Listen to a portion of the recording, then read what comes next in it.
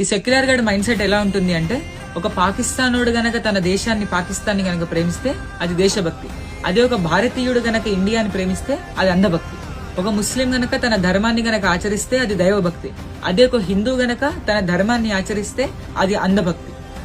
ఒక ముస్లిం గనక కాంగ్రెస్ కి సపోర్ట్ చేస్తే అది తన రైట్. అదే ఒక హిందూ గనక బీజేపీకి సపోర్ట్ చేస్తే అది మళ్ళీ అంధభక్తి. ఒక ముస్లిం గనక ఫ్రైడే నమాజ్ కి గనక వెళ్తే అది తన రైట్.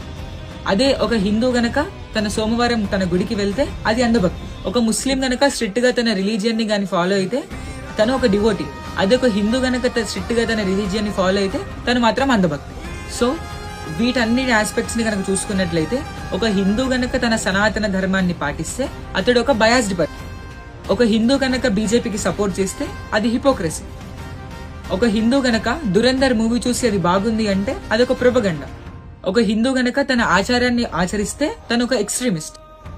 అసలు ఎన్టీఆర్ ది ఒక డైలాగ్ ఉంటుంది కదా, ఎన్ని ఎన్ని ఎన్ని ఎన్ని ఎన్ని ఎన్ని దారుణాలు సార్.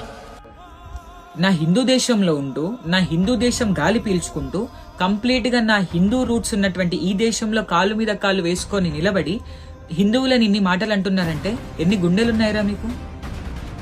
నేను కూడా ఇలా ఒక వీడియో తీస్తున్నందుకు నన్ను ఒక ఎక్స్ట్రీమిస్ట్, ఒక ప్రొపగండిస్ట్, అదే విధంగా ఒక బయాస్డ్ పర్సన్ లా అనుకుంటారు తప్ప నిజాన్ని ఎంతమంది గ్రహిస్తున్నారు? అదే విధంగా నిజాన్ని ఎవరు కూడా యాక్సెప్ట్ చేయరు. దారుణం రా ఇది.